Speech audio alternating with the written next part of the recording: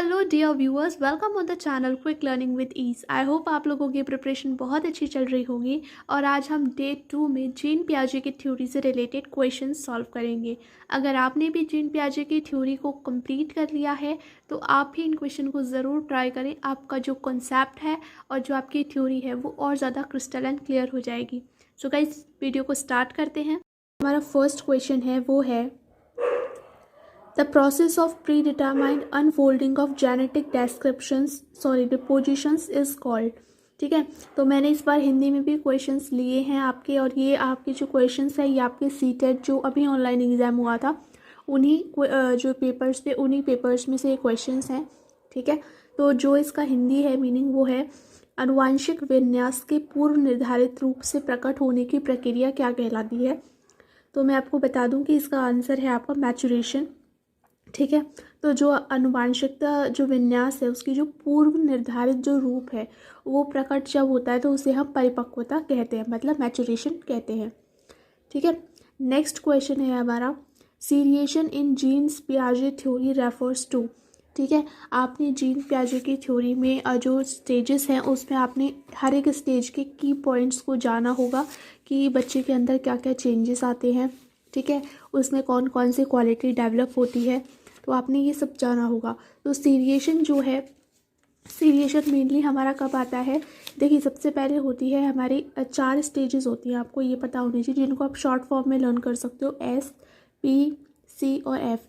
S for sensory motor stage, P for pre operational, C for concrete operational and last F for formal operational stage. ठीक है, तो जो हमारा ये जो सीरिएशन वाली है, तो सीरिएशन हमारा कब आता है, सीरिएशन हमारा आता है कॉन्क्रीट ऑपरेशनल स्टेज में। ठीक है, तो ये जो सीरिएशन है वो हमारा कॉन्क्रीट ऑपरेशनल स्टेज में आता है। और इसमें होता क्या है, तो देखिए बच्चा क्या है, वस्तुओं को किसी एक आयाम जैसे लंबाई या लंबाई पर आधारित क्रम देना। तो क्या है, बच्चा है ना चीज़ों को सीरीज से लगाना सीख जाता है यहाँ पे कि सीरीज से कोई चीज़ कैसे लगेगी। ठीक है, तो सीरिएशन के अंदर ये होता है। नेक्स्ट क्वेश्चन है हमारा नासिमा अ 5 year old is certain that rolling out a ball of clay into snake more clay according to Jean Piaget, what is the reasoning behind her thinking। तो देखिए नासिमा जो लड़की है वो क्या कर रही है, एक बॉल मतलब एक क्ले का जो बॉल बन रहा था उसको उसने स्नेक में कन्वर्ट कर दिया। अब वो ये सोच रही है कि जो क्ले जब बॉल के अंदर थी जब तो एक कम थी, लेकिन अब मैंने इसको स्नेक में कन्वर्ट कर दिया तो ये ज़्यादा हो गई क्योंकि वो उसे लंबी दिखाई दे रही है। ठीक है, तो उसकी यहाँ पे कौन सी थिंकिंग है। तो ठीक है, ये जो आपका ये जो की पॉइंट है कि किस एज का है, जो आपकी SPCF4 स्टेजेस हैं, तो ये हमारा जो है रीजनिंग ये किसके अंडर आएगी, तो ये जो हमारी है इसके अंदर आएगा सेंट्रेशन। ठीक है, सेंट्रेशन इसका आंसर होगा, सेकंड वाला सेंट्रेशन। और सेंट्रेशन हमारा कब आता है, सेंट्रेशन हमारा होता है प्री ऑपरेशनल स्टेज में। ठीक है, प्री ऑपरेशनल स्टेज हमारी 2 to 7 years की होती है। ठीक है, आप इसे भी याद रखिएगा। सेंट्रेशन में क्या होता है, बच्चा क्या है कि ये समझता है कि जो लंबी चीज़ है वो ज़्यादा है, जो छोटा दिख रहा है मतलब जो गोल दिख रहा है वो छोटा है, और अगर उसको लंबा दे दिया जाए तो वो ये समझता है कि वो ज़्यादा है। मतलब उसे इक्वालिटी का पता नहीं होता है कि ये दोनों ही चीज़ इक्वल है, लेकिन वो क्या करता है, लुक वाइज देख के जज करता है कि कौन सी चीज़ ज़्यादा है और कौन सी चीज़ कम है।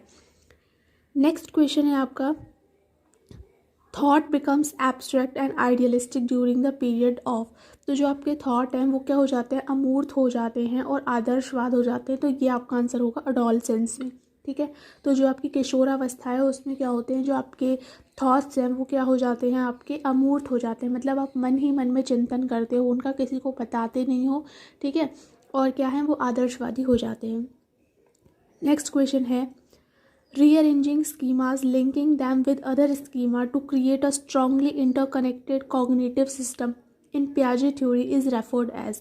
ठीक है, तो क्या है यहाँ पे हिंदी में, पियाजे के सिद्धांत में संज्ञानात्मक प्रणाली के लिए स्कीमाओं को पुनर्व्यवस्थित करना, उन्हें स्कीमाओं को जोड़ना क्या कहलाता है। तो देखिए सबसे पहले जो आपका अरेंजिंग ऑफ स्कीमाज है वो आपका किस में आएगा, ऑर्गेनाइजेशन में आएगा, संगठन में आएगा। ठीक है, एसिमिलेशन क्या होता है मैं आपको बता दूं, एसिमिलेशन होता है, ये एसिमिलेशन जो है जब आप किसी पुराने स्कीमा में क्या करते हो, नई चीज़ें जोड़ते हो, तो वो आपका क्या होता है एसिमिलेशन, जिसे हम आत्मसात बोलते हैं। ठीक है। एकोमोडेशन क्या होता है कि जब हम कोई नया स्कीमा बनाते हैं और पुराने स्कीमा में मॉडिफाई करते हैं, जहाँ पे भी आपको ये वर्ड दिखाई दे जाए ना कि आपने पुराने स्कीमा में क्या किया है, मॉडिफाई किया है, मॉडिफिकेशन किया है, चेंजेस किए हैं, तो वो आपका एकोमोडेशन होगा। ठीक है। और जब आप स्कीमा को अरेंज कर रहे हैं, अरेंजिंग की बात आ जाएगी जब ऑर्गेनाइजेशन होगा। ठीक है। आई होप आपको ये चीज़ क्लियर हुई होगी। नेक्स्ट क्वेश्चन है आपका, according to Jean Piaget's theory of cognitive development children in the operational stage are capable of. ठीक है। तो जीन पियाजे की संज्ञानात्मक विकास के सिद्धांत के अनुसार मूर्त संक्रियात्मक चरण में बालक निम्न में से क्या कर पाने के योग्य होता है, इन चारों में से। तो देखिए चारों स्टेज में से आपसे क्वेश्चन पूछा है कि अमूर्त, यहाँ पे आपका लिखना भूल गए हैं, सिर्फ ऑपरेशनल स्टेज दिया, लेकिन यहाँ पे है मूर्त संक्रियात्मक चरण, मतलब कि आपका क्या है, मूर्त संक्रियात्मक से कॉन्क्रीट ऑपरेशनल। ठीक है। तो कॉन्क्रीट ऑपरेशनल स्टेज में बच्चा क्या कर सकता है, तो इसका आंसर होगा आपका रिवर्सिबिलिटी। ठीक है। तो बच्चा क्या है, प्रतिवर्तन करने के काबिल वहाँ पे हो जाता है कि बच्चों को वो मतलब वो रिवर्स कर सकता है, उसके अंदर रिवर्सिबिलिटी आ जाती है। ठीक है। जैसे कि आपने 1 से 100 तक की गिनती दी तो वो उन्हें भी कर लेगा, और फिर अगर आप उससे कहो कि आप उल्टी गिनती लिखो 100 to 1 तो वो भी लिख देगा। ठीक है। नेक्स्ट क्वेश्चन है, अकॉर्डिंग टू जीन पियाजे theory of cognitive development in which stage children gain the ability to seriate object in a specified order। अभी सीरिएशन से रिलेटेड पहले भी एक क्वेश्चन आया था। ठीक है। तो अब इसमें स्टेज पूछ ली गई है कि कौन सी स्टेज में जो सीरिएशन की एबिलिटी है वो बच्चे के अंदर आ जाती है। तो इसका आंसर आपका होगा यहाँ पे कॉन्क्रीट ऑपरेशनल, मूर्त संक्रियात्मक जो अवस्था होती है उसमें क्या होता है, बच्चा सीरिएशन से चीज़ों को लगाना सीख जाता है। नेक्स्ट क्वेश्चन हमारा है, अकॉर्डिंग टू जीन पियाजे ongoing process which refines the transform mental structure as called. ठीक है। तो आपकी जो ऑन गोइंग प्रोसेस है, ठीक है, एक सतत प्रक्रिया जो मानसिक संरचनाओं को परिष्कृत और परिवर्तित करती है, तो वो आपकी क्या कहलाती है, इक्विलिब्रेशन कहलाती है, संतुलीकरण कहलाती है। ठीक है। नेक्स्ट क्वेश्चन है, which of the following factor are considered important by Piaget's to facilitate learning. तो वो कौन कौन सी ऐसी चीज़ें हैं जो कि क्या है, पियाजे के अकॉर्डिंग क्या है, कारक महत्वपूर्ण माने जाते हैं अधिगम को सुगम बनाने के लिए। तो देखिए सबसे पहले क्या है कि पियाजे ने रीइंफोर्समेंट की बात कभी भी नहीं की है। ठीक है। और उसके बाद क्या बचता है, देखिए जहाँ जहाँ फोर्थ है ऑप्शन में वो तो वैसे ही कट हो जाएगा, तो हमारा एक ऑप्शन बचता है सेकंड, तो ये आपका क्या होगा, करेक्ट होगा सेकंड ऑप्शन। ठीक है। तो इस सेकंड ऑप्शन में क्या आएगा, फर्स्ट सेकंड और थर्ड, मतलब कि शिक्षक की गतिशीलता, विविध सामग्रियों का प्रावधान और मध्य स्तरीय नवीन अनुभव प्रदान करना। नेक्स्ट क्वेश्चन हम कर लेते हैं, eight which stage do children have N animistic view of larger world and believe. ये क्वेश्चन कट गया है, दैट द यहाँ पे ट्रीज है। ठीक है। आप यहाँ पे देख लीजिएगा, यहाँ पे ट्रीज है, and plants as well as moving clouds and rolling stones can have motives and intention. मतलब कि किस स्तर पे बच्चे के आसपास की दुनिया के बारे में जीववादी दृष्टिकोण होता है, और वो ये मानता है कि पेड़ पौधे भी चलते हैं, हुए बादलों और लुढ़कते पत्थरों की मंशाएं और इरादे हो सकते हैं। तो देखिए जब बच्चा जो है जैसे कि अपनी डॉल के संग क्या करता है, एक लिविंग ऑर्गेनिज्म जैसा बिहेव करता है, उसे खाना खिलाता है, उसे सुलाता है, ठीक है, हर चीज़ में को वो लिविंग थिंग समझता है, तो वो हमारा एनिमिज्म कहलाता है। ठीक है। क्या कहलाता है आपका, एनिमिज्म कहलाता है, जिसको हम जीववाद बोलते हैं। ठीक है। तो वो कौन सी अवस्था में होता है आपका एनिमिज्म, तो वो आपका प्री ऑपरेशनल स्टेज में होता है, मतलब पूर्व संक्रियात्मक अवस्था में एनिमिज्म पाया जाता है।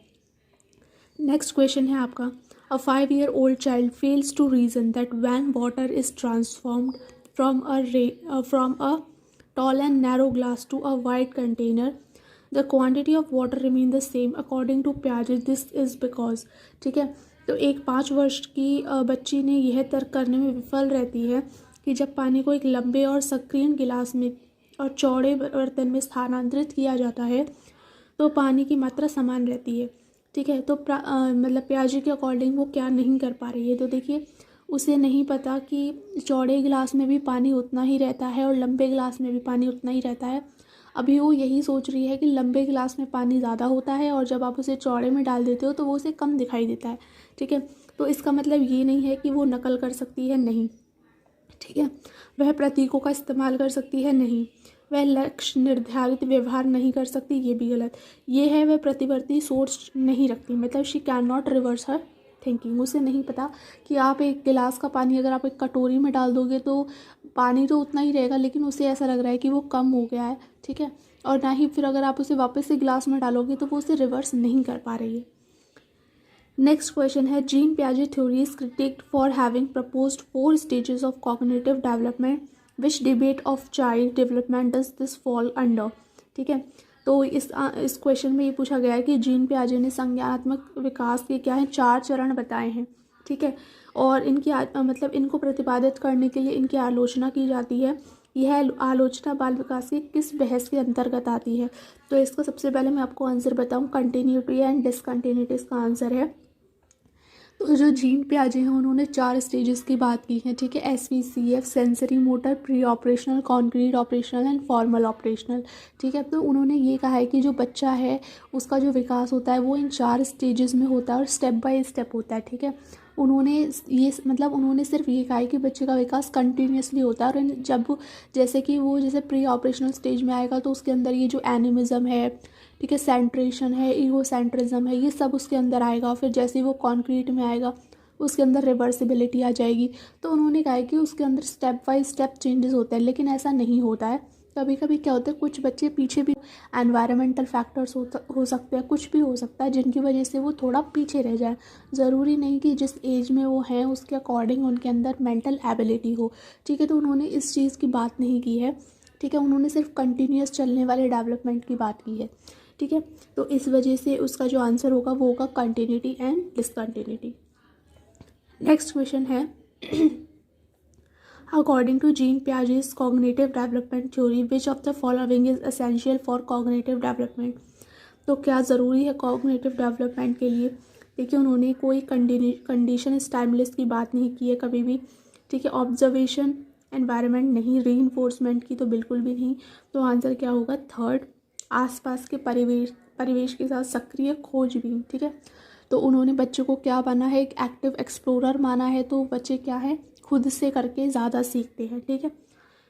नेक्स्ट क्वेश्चन है, at which stage of cognitive development does the ability of abstract thinking and scientific reasoning develop.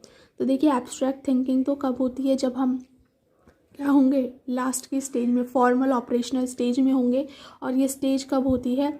11 से अबव होती है, मतलब 11 से जब हम अबव होंगे तो ये हमारी स्टेज होती है, ठीक है। तो आंसर होगा formal operational stage. Next question है, which of the following is correctly matched pair, ठीक है। मैच पेयर सही बताने हैं, इसमें से कौन सा सही मैच पेयर है? तो देखिए, इन्फेंट के साथ आपको मिलेगा applies logic and able to infer, तो ये तो गलत है। प्री ऑपरेशनल चाइल्ड क्या है? Deductive and logical thinking, no. Concrete operational stage to conserve and classify, ठीक है। तो ये आपका सही है। कॉन्क्रीट जो ऑपरेशनल स्टेज होती है, जो कि आप कब से कब तक होती है? 7 to 11 ईयर्स होती है। इसमें बच्चा क्या है आपका? क्लासिफिकेशन करना, ठीक है, रिवर्सिबिलिटी, सीरिएशन करना, लॉजिकल थिंकिंग इसके अंदर डेवलप हो जाती है, कॉज एंड इफेक्ट, ठीक है, इसके अंदर आ जाता है। तो ये सब आपकी कब है? कॉन्क्रीट ऑपरेशनल स्टेज में आ पाता है। तो इसका आंसर थर्ड करेक्ट होगा। नेक्स्ट क्वेश्चन है, इन पियाजे cognitive development theory the process of search for balance between self and the world is referred as. तो देखिए, सेल्फ और जो वर्ल्ड है उसके बीच में क्या है आपका जो बैलेंस है उसको आपको क्या कहेंगे? तो उसके अंदर हमारा आएगा आपका इक्विलिब्रेशन, ठीक है, सामीकरण, ठीक है। तो आपने देखा होगा कि जब कोई बच्चा कन्फ्यूज़न में है और फिर वो क्या होता है, बैलेंस स्टेट में जाता है, तो वो क्या कहलाता है? आपका इक्विलिब्रेशन कहलाता है। नेक्स्ट क्वेश्चन है, at which stage can children solve statement of propositional logic such as if all humans are fish and some fish are intelligent then all humans are intelligent. तो देखिए, ये आपका सिंपली है कि जो छोटा बच्चा होगा वो तो इतना नहीं समझ पाएगा। तो ये आपकी लास्ट स्टेज में आएगा, जो कि है आपकी फॉर्मल ऑपरेशनल स्टेज। इसके अंदर आपकी एब्स्ट्रैक्ट थिंकिंग, ठीक है, डिडक्टिव थिंकिंग और आपकी जो हाइपोथेटिकल थिंकिंग होती है, ठीक है। देखिए, मैं आपको बता दे रही हूँ, हाइपोथेटिकल थिंकिंग, ठीक है, और आपकी डिडक्टिव थिंकिंग और आपकी जो है एब्स्ट्रैक्ट थिंकिंग, ठीक है, ये थिंकिंग्स आपके क्या हो जाती हैं, डेवलप हो जाती हैं यहाँ पे आके फॉर्मल ऑपरेशनल स्टेज में। नेक्स्ट क्वेश्चन है which of the following is critic of Jean पियाजे थ्योरी ऑफ कॉग्निटिव डेवलपमेंट। तो मेन क्रिटिक क्या रहा है इस थ्योरी का, तो सबसे मैं बता दूं आपको क्रिटिक यहाँ पे क्या रहा है कि उन्होंने क्या है, children thinks in ways that are qualitatively different from that of adult. कि बच्चे क्या हैं, सॉरी यहाँ पे थर्ड है इसका आंसर, कि बच्चे अलग तरीके से सोचते हैं, उनकी सोच गुणात्मक रूप से क्या होती है, भिन्न होती है। ठीक है, तो उन्होंने ये बात कही है। तो ये क्या है, क्योंकि देखिए उन्होंने लैंग्वेज की बात तो कभी की ही नहीं है ऐसी। ठीक है, children learn by actively acting upon their environment, बात तो उन्होंने कही है, तो इसके लिए उनको कोई क्रिटिक नहीं मिला है। Children have an inborn desire to make sense of the world, ये बात भी उन्होंने कही है कि बच्चे क्या हैं, लिटिल साइंटिस्ट होते हैं, वो खुद से करके सीखते हैं। ठीक है, तो ये भी इनका क्रिटिक नहीं है, तो आंसर बचता है थर्ड, तो ये आपका आंसर होगा। नेक्स्ट क्वेश्चन है pointing out the level of the lemonade in the taller but thinner glass, Sarah teases her sister that their father has given her more lemonade. Her sister doesn't respond since she had their father pour the lemonade from her glass to Sarah and knew that both glasses contained equal amount of lemonade. Give the contest Sarah exhibit. तो देखिए यहाँ पे कोई लड़की है सारा, तो उसके फादर ने क्या किया है, जो नींबू पानी है उसे क्या किया है, एक लंबे ग्लास में डाल दिया है और वो अपनी बहन को चिढ़ा रही है कि पापा ने उसे ज़्यादा दिया है। ठीक है, तो क्योंकि उसे ऐसा लग रहा है कि जो लंबे ग्लास में है वो ज़्यादा है और जो उसकी बहन के पास कोई गिलास है उसमें वो कम है। ठीक है, तो यहाँ पे आपको मैंने अभी बताया था कि वो ज़्यादा और कम में क्या है, पहचान नहीं कर पा रही है। उसे ऐसा लग रहा है कि जो लंबा गिलास है उसमें ज़्यादा है और जो चौड़ा गिलास है उसमें कम है। तो ये सिंपली किसको दर्शा रहा है, केंद्रीकरण मतलब सेंट्रेशन। और ये कब होता है, ये आपका प्री ऑपरेशनल स्टेज का की पॉइंट है। ठीक है, नेक्स्ट क्वेश्चन है अकॉर्डिंग टू पियाजे during which period of development does the child begin to use symbols to represent object and logical reasoning emerges. ठीक है, तो वो कौन सी स्टेज है कि जब बच्चा क्या है, प्रतीकों का इस्तेमाल करने लगता है और मानसिक समझ उसकी उभरने लगती है।